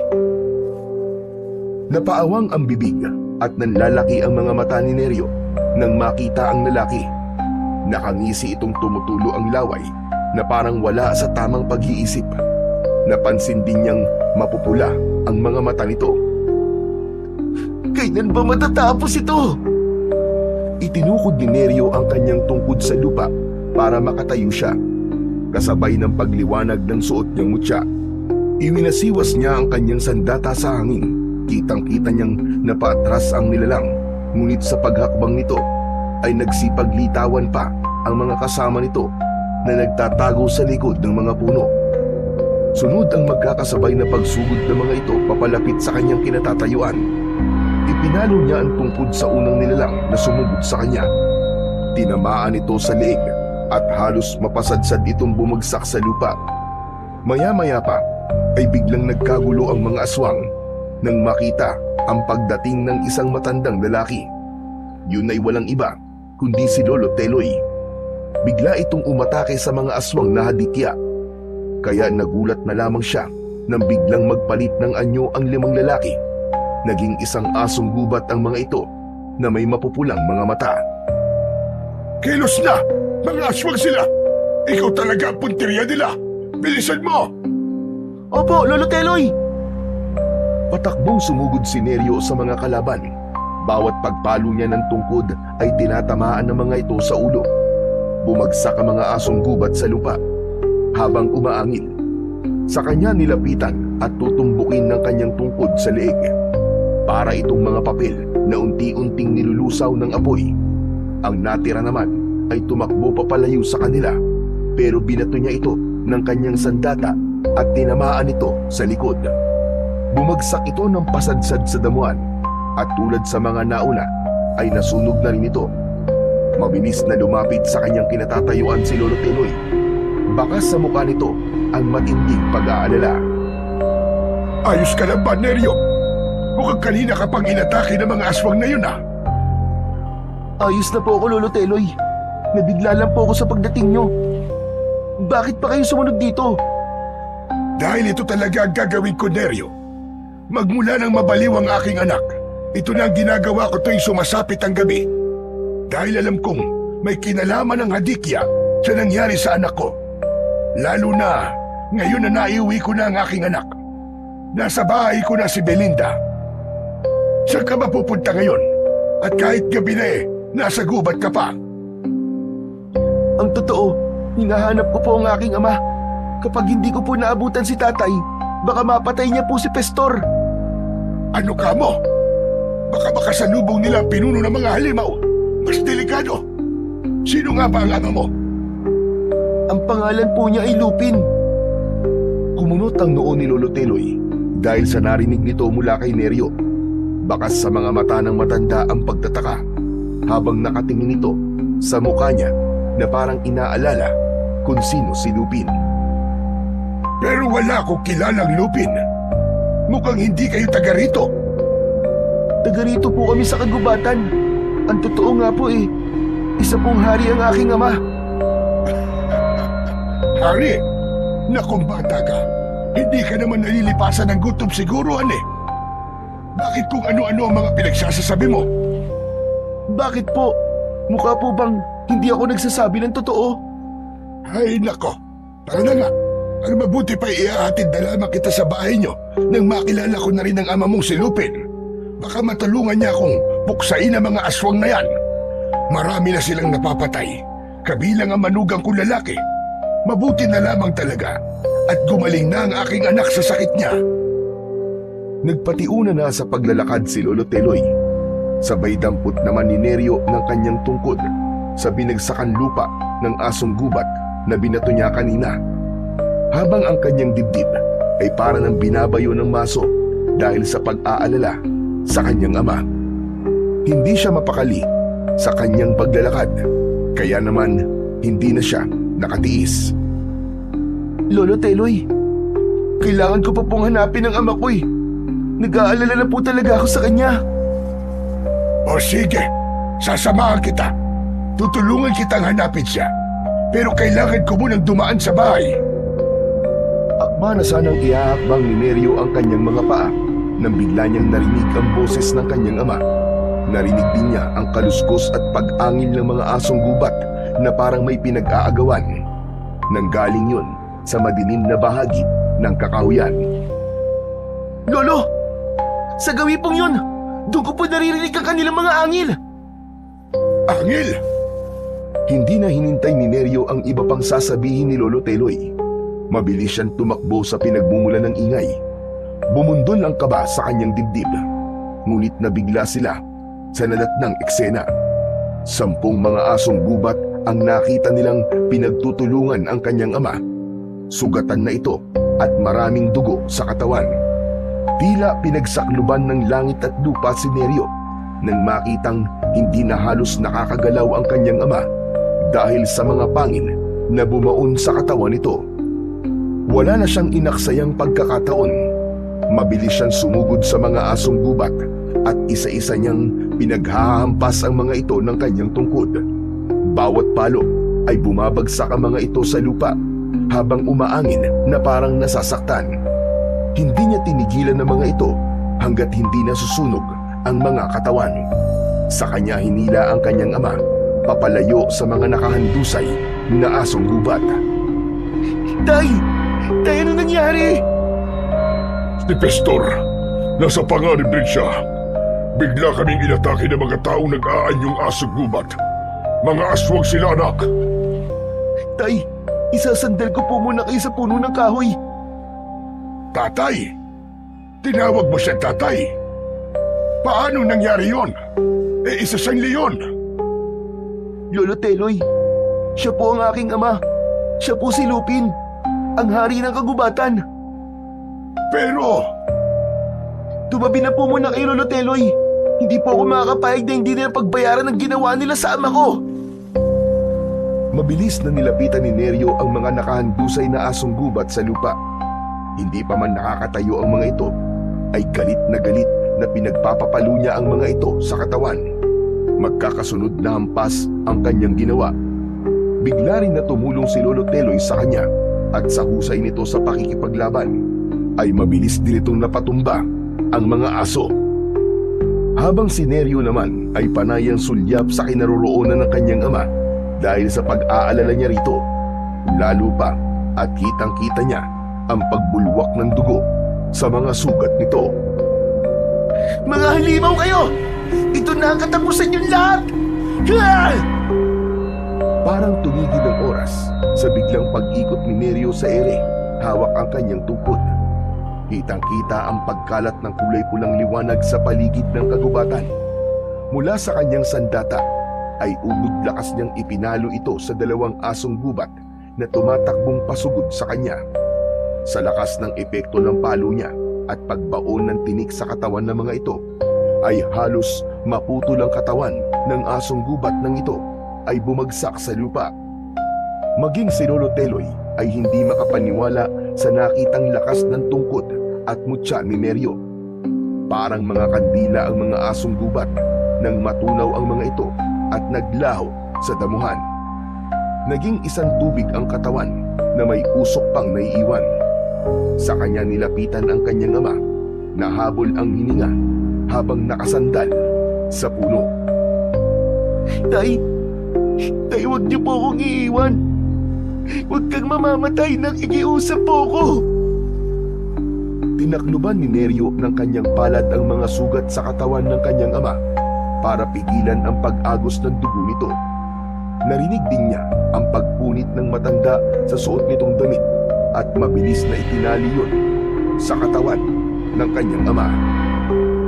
Mapipigilan ng tela ang pagbulwak ng dugo sa mga sugat niya. Pero kailangan siyang madala sa bahay para malagyan ng gamot ang mga sugat niya. Masama ang epekto ng laway ng isang aswang sa katawan ng leon. Kaya Neryo, tulungan mo kung maisampa siya sa likod ko. Kailangan nating magmadali. Opo, Lolo. Si Pestor, iniligtas niya ako. Natuklasan kong hindi siya totoong aso gubat. Huwag na po muna kayo magsalita. Nakikiusap po ko. Nang maisampa na niya ang kanyang ama sa likod ng matanda, ay mabilis na tumakbo ang mga ito papunta sa bahay ni Lolo Teloy. Si Neryo naman ay nakaalalay sa likod ng kanyang ama dahil mabigat ito. Kitang-kita niya ang pagpatak ng dugo sa lupa, kaya mas lalo siyang nag-alala. Panay din ang linga niya sa paligid ng kanilang tinatahak na daan dahil nagbabakasakali siyang makikita si Pestor. Pero ang mga kasama na lamang ng mga ito ang nakita niya. Nakahandusay yun sa lupa habang wala na ang lamang loob, kaya naisip niyang baka napahamak na rin si Pestor. Anak, si Pestor, kailangan mo siyang mahanap at huwag na huwag mo siyang sasaktan. Alam ko na kung bakit siya nagagalit sa akin. Huwag na po muna kayo magsalita, Tay. Mamaya ko na lamang po siya hanapin. Kailangan na muna niyong magamot. Ilang oras din ang itinakbo nila. Marating lang ang bahay ng matanda. Ngunit di bakas ni Pestor ay wala nang nakita sa daan si Neryo. Mas lalo siyang nataranta nang makita niyang lumaylay na ang ulo ng kanyang ama. Diretso ang pagpasok nila sa loob ng bahay ni Lolo Teloy habang may pagmamadaling inihiga ng matanda si Lupin sa katre. Halos kumalat sa sahig ang mga kagamitan ng matanda sa paghahanap ng igagamot sa kanyang ama. Kita niya ang paglapit ng babae sa kanila habang nakaawang ang bibig ng babae. Kung hindi siya nagkakamali, ito ang anak ng matanda na si Belinda. Mabilis na tumakbo ang babae palabas ng bahay nang makita nito ang dugo sa katawan ng kanyang ama. Nawalan lang ng malay ang tatay mo. Hawakan mo ang kagamitan ko sandali para madali ko malapatan ang pangunang luna sa mga sugat niya sa katawan. Iba talaga ang epekto ng laway ng aswang.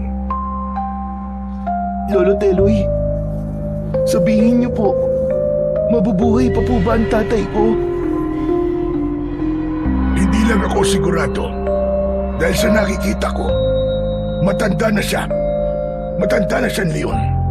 Mahina na ang panlaban niya sa lason. Si Aling Belinda po ba ang babaeng nakita ko kanina? Kailangan niyo po siya sundan.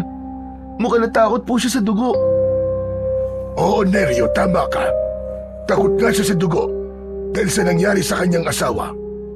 Naaksidente sila ni Romel nang gabing pumunta sila sa baryong ito. Siya lang ang nakaligtas at halos lahat ng sakay ng bus ay namatay at natagpuang nawawala ang lamang loob ng mga pasahero.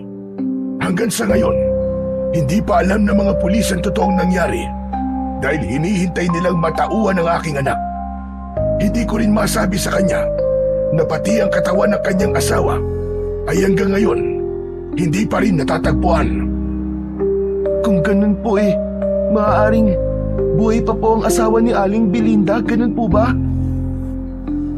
Imposible, Neryo. Makaligtas man siya sa aksidente, pero sa kagat ng aswang, imposible. Nang matapos na sa paglilinis ng sugat si Lolo Teloy, ay saka naman pumasok sa loob ng silid ang babaeng anak nito. Nagulat siya sa malakas nitong pagsigaw habang umiiyak na nakatingin sa kanya. Nanginginig ang mga kamay nito na akma na siyang yayakapin. Nakaawang lang ang bibig nito na para bang nakakita ng multo. Kaya lang, humakbang siyang papalayo sa babae dahil bigla siyang kinabahan. Si Lolo Teloy naman ay nagtataka na rin sa ikinikilos ng anak. Anak! Diyos ko, anak ko! Buhay ang anak ko! Belinda, anak, anong pinagsasasabi mo? Siya ang anak ko, Itay. Siya si Santino, ang anak ko. Nagkakamali po kayo. Hindi po ako ang anak nyo. Hindi ko po kayo kilala. Lolo Teloy, hindi pa po yata magaling si Aling Belinda. May sakit pa rin po siya. Wala na. Wala na akong sakit. Malinaw sa akin ang sinasabi ko. Ikaw ang nawawala akong anak. Hindi mo ba nararamdaman ang lukso ng dugo? Salamat sa Diyos. Salamat sa Diyos at buhay ka, anak. Huwag niyo po akong yakapin, sandali lang. Iba po ang tatay ko. At hindi niyo po siya kamukha. Hindi po kita ina. Matagal na pong patay ang nanay ko. Hindi, anak. Hindi. Anak kita, maniwala ka. Alam ko yun. Nararamdaman ko ikaw ang anak ko. Bitiwan mo si Neryo, Belinda.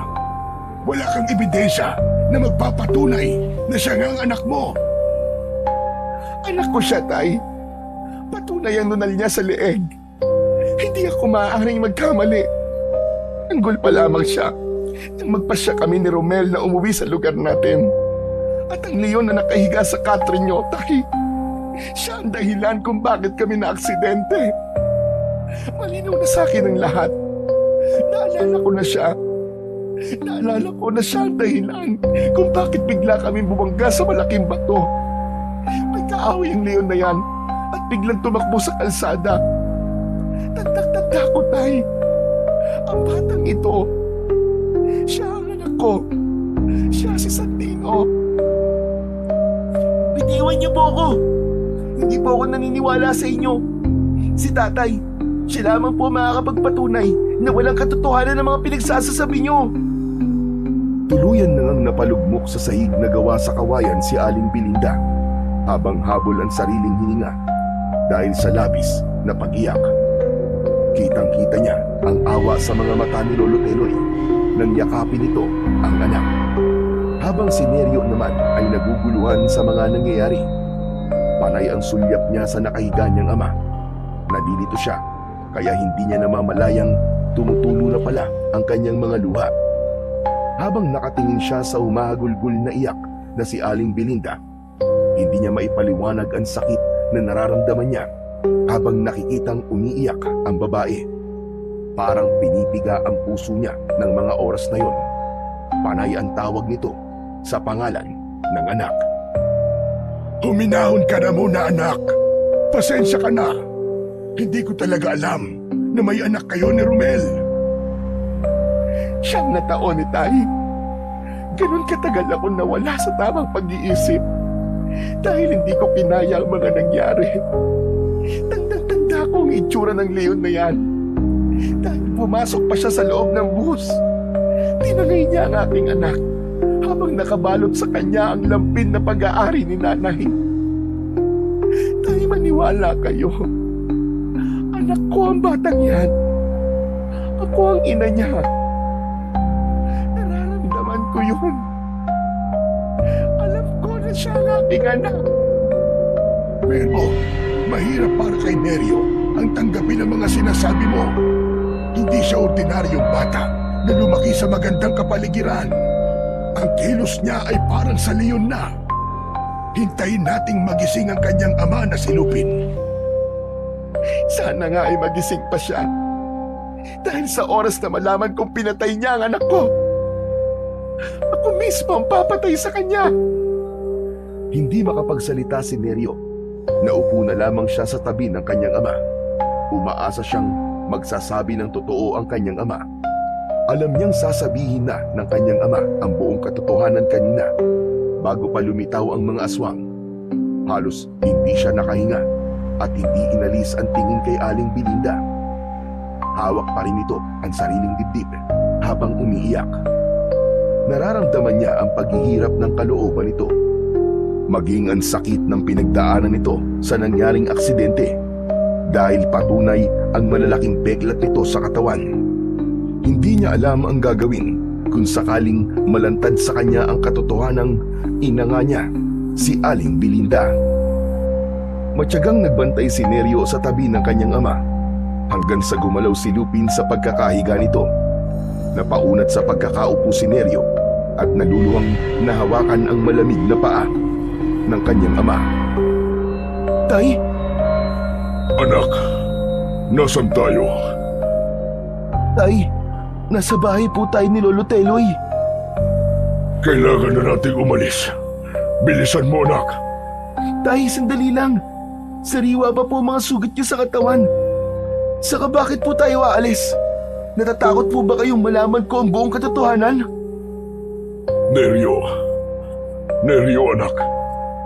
Tay, huli na po kayo. Alam ko na po ang totoo. Nandito rin po ang anak ni Lolo Teloy na si Aling Belinda. Galit na galit po siya sa inyo dahil kayo raw po ang dahilan kung bakit nasira ang pamilya niya. Nabaliw po si Aling Belinda dahil sa ginawa niyo. Kayo daw po may kasalanan. Wala akong kasalanan, anak. Walang may gusto sa nangyari. Nasa gitna ako ng laban sa pagitan ng mga aswang na hadikya. Balak nilang atakihin ang bus na sinasakyan nila. Pinigilan ko lang sila, anak. Alam ni Bathala kung ano ang ginawa ko. Inililigtas ko lamang sila sa kamay ng mga aswang. Mag-isa lang ako kontra sa 20 mga halimaw. Nilabanan ko sila. Ang buong akala ko ay patay na ang nanay mo. Kaya kita kinuha sa kanyang kantungan. Ang pagkakamali ko lamang ay nawalan ako ng lakas ng loob para sabihin sa iyo ang buong katotohanan. Tay! Tay, bakit? Bakit niyo po ako pinaniwalang kayo ang tatay ko? Patawarin mo ko, anak. Iniisip ko na kung aalagaan kita, ay makakabawi na ako sa mga buhay na hindi ko nailigtas. Mahal na mahal kita, anak, at alam mo yan. Ito lang ang alam kong sa tingin ko ay tama. Hindi naman kita ipagkakait sa kanila. Malaya ka na, anak, na pumili kung sino ang sasamahan mo. Sa tingin niyo po ba ganun lang kadali yun? Ang hirap, Tay. Kayo ang tatay ko at kailangan ko mamili sa inyong dalawa. Hindi ko po kaya, hindi ko magagawa. Masakit din ito sa akin, anak. Dahil minahal kita at itinuring kita parang isang tunay na anak. Kahit na punong-puno ako ng kasinungalingan sa iyo. Pero yun ang alam kong tama. At yun ang kailangan. Anak, sila ang dapat mong makasama. Sila ang totoo mong kadugo. Bumangon ng dahan-dahan ang kanyang ama. Sakto naman ang pagpasok sa silid ni Lolo Teloy at Aling Belinda na narinig ang mga sinabi ni Neryo. Si Neryo lamang ang naririnig nilang nagsasalita. Pero sapat na para malaman nilang alam na ni Neryo ang buong katotohanan. Nay! Diyos ko! Salamat sa Diyos! Ibinalik niyo ang anak ko! Nay! Kayo raw po ang nanay ko! Oo, anak! Ako nga ang iyong ina! Anak ko! Mahigpit silang nagyakap na mag-ina. Napaluhod sa sahig si Lolo Teloy sa labis na kasiyahan habang si Lupin ay tahimik na napaluwa sa isang tabi. Kitang-kita sa mga mata nito ang nararamdamang sakit habang nakikita ang pagyakap ni Neryo sa babae. Maraming salamat sa pagkakaligtas mo sa anak ko. Pero hindi ko alam kung kailan kita mapapatawad. Nay, wala pong kasalanan si tatay. Aksidente po yun. Paano mong nasabi, anak? Ikinuwento ni Neryo ang buong katotohanan sa kanyang ina. At sa sobrang tuwa nito, ay nayakap nito ang kanyang ama na si Lupin. Kahit medyo nasasaktan pa ito dahil sa sugat sa katawan, bigla namang nagsalita si Lolo Teloy para mas maintindihan ni Aling Belinda kung bakit nalaman ni Neryo ang buong katotohanan. Dahil sa tagal na nilang magkasama ni Lupin, Belinda, naiintindihan na ni Neryo kung ano ang sinasabi ng leon. Kahit siya lamang ang nakakarinig sa boses ng leon. At kaya natin naiintindihan ang mga sinasabi ni Neryo ay dahil naman sa epekto ng kapangyarihang taglay ng mutya ng batong buhay. Napasulyap si Neryo sa gawin ni Lupin nang bigla itong magsalita at bumaba sa katre habang nakatingin sa mga mata ni Neryo. Kahit paika-ika ito sa paglalakad, ay sinikap pa nitong lumapit sa may pintuan at kinausap ang anak. Neryo, anak, kailangan nating mahanap si Pastor. Bakit, tay? Pagkatapos niya kayong saktan? Bakit, apo ko? Anong sinasabi ni Lupin sa'yo? Hahanapin daw po namin si Pastor na muntik nang pumatay sa aming dalawang mag-ama. Abay, bakit daw? Anak, kailangan malaman ng nanay mo na buhay pa ang asawa niya. Ang totoo mong tatay, anak, buhay si Romel. Ano po? Buhay ang ama ko? Anong sabi mo? Buhay si Romel? Opo, Nay. Pero, nasan po si tatay?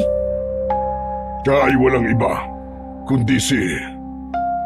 Hindi na natapos ni Lupin ang mga sasabihin nito kay Neryo nang biglang bumukas ang pinto ng balkonahe ng bahay ng matanda at iniluwa ang sugatang si Pastor. Mabilis na nilapitan ni Neryo ang asong gubat habang nakahandusay ito sa sahig. Para sana ay paluin ng hawak niyang tungkod.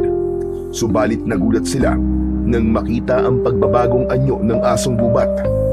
Isang lalaking walang suot na damit ang tumambad sa kanilang paningin.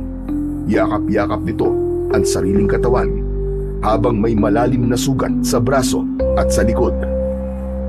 Nalaman kong isang aswang si Pastor. Nakaligtas siya sa aksidente.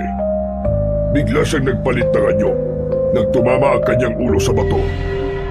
Nawala ang kanyang alaala mula ng aksidente niyon. At nang matauhan siya, ay iniligtas niya ako laban sa mga aswang na hadikya. Muli siyang naging asong gubat nang magpahabol siya sa mga aswang na hadikya. Napataklob ng palad sa bibig si Aling Belinda nang makilala nito ang asawa. Binalutan ito ng kumot sa katawan at niyakap ng mahigpit ni Aling Belinda si Pastor. Hindi naman makapaniwala si Neryo na sa isang iglap ay mabubuo na ang kanyang pamilya. Nagkaroon siya bigla ng nanay at tatay. Kaya lang, may kirot sa isang bahagi ng puso niya. Mapapawalay naman siya sa kanyang ama na una niyang nakasama. Ginamot ang sugat ni Pastor at hindi rin ito makapaniwala sa nangyari. Nalaman nilang kaya hindi nagpalit sa pagiging tao si Pastor dahil nanatili na lamang sa alaala niya ang pagiging isang asong gubat. Kaya naman, nang bumalik ang alaala nito, ay saka lang ito naging tao. Naaalala rin niya ang mga pinaggagawa niya kay Neryo at sobrang nitong pinagsisihan at humingi siya ng tawad sa kanyang anak. Naiintindihan ko po, tay. Kayo po ang ama ko. Kung ganon, ay nahawa ng pagiging aswang si Pastor. Ikaw man si Pastor o Romel, masaya akong nabuo na ang pamilya natin. Wala akong sasabihin sa mga pulis tungkol sa totoong nangyari. Totale, naubos na naman ninyo mga aswang sa baryong ito. Yun na rin ang magsisilbing katahimikan sa lugar na ito. Gagamutin kita, Romel, ay Pastor, para matanggal na ang hawa ng pagiging aswang mo. Ang mahalaga ay hindi ka pa naman yata nakakatikim ng karne ng tao. Hindi po, dahil hindi hinayaan ng Diyos na makapanakit ako ng tao at masaktan ang anak ko. Kinabukasan, ay magkasamang inihatid ng mag-anak si Lupin papunta sa gitnang kagubatan. Malungkot itong nagpaalam. Mahigpit na niyakap ni Neryo ang kanyang ama sa katawan nito. Para na siyang nauupos na kandila dahil sa sakit na nararamdaman. Hindi niya kayang magkalayo silang dalawa ng kanyang ama. Tay, Sige na anak. Lagi mo lang tatandaan na mahal kita. Paalam anak. tay, huwag niyo po akong iiwan. Maraming salamat sa pagpapalaki mo sa anak ko, Lupin. Pwede bang huwag ka na lamang umalis? Isang pamilya na tayo. Anak, sabihin mo sa iyong ina na ako ang magpapasalamat sa kanya dahil pinatawad niya ako. Tay, hindi ko po kayang mapawalay kayo sa akin. Pero matatakot ang mga tao sa akin, anak. Baka saktan lang nila ako dito at dalhin sa kulungan ng mga hayop. Nay, tay, ang sabi po ni Ama, baka daw po saktan siya ng mga tao kung mananatili siya dito sa atin. Kung yun lamang ang inaalala mo, kaibigan, kami ang sasama sa'yo. Tutal, sanay na rin naman ako mabuhay sa gubat. Ako naman pabor sa akin kung sa gubat na tayo titira. Dahil malapit sa halamang gamot, madali kitang magagamot, Pastor. Ako naman po, kung saan sasaya ang pamilya ko, doon din ako. Tay, narinig po ninyo. Sasama daw po kaming lahat sa bahay natin, Tay. Magkakasama-sama na po tayo nila nanay at tatay doon po sa bahay natin sa gitnang gubat. At hindi lang yun, may bonus pa kayong mabait na lolo. Nagtawanan ang mag-anak. Masaya silang sumama sa tirahan ni Lupin. Nagtayo sila ng maliit na dampa sa gubat at namuhay ng tahimik. Pabor din yun habang ginagamot ang hawa ng pagkaaswang ni Pastor. Tuwang-tuwa si Neryo sa pagkakaroon niya ng dalawang ama. Maririnig ang kanyang mga sigaw habang palipat-lipat sa talimbaging na nakalaylay sa puno, habang inaalalayan siya ng kanyang amang leon. Sa kasalukuyan ay nag-aaral na si Neryo sa mababang paaralan ng baryo. Walang nakakaalam sa lihim ng batang pinalaki ng hari ng kagubatan. Hanggang ngayon ay suot pa rin ni Neryo ang mutya ng batong buhay. Wala na siyang mahihiling pa sa Diyos dahil ipinagkaloob na sa kanya ang kakaibang uri ng pagmamahal ng kanyang pamilya. At ito ang kwento at pakikipagsapalaran ng isang batang namuhay ng kakaiba sa piling ng isang makapangyarihang hayop sa gitna ng gubat na isang leon na siyang hari ng kagubatan. At masayang naibalik sa kanyang tunay na mga magulang at sila ay nabuhay ng masaya, payapa at may pagmamahal sa isa't isa.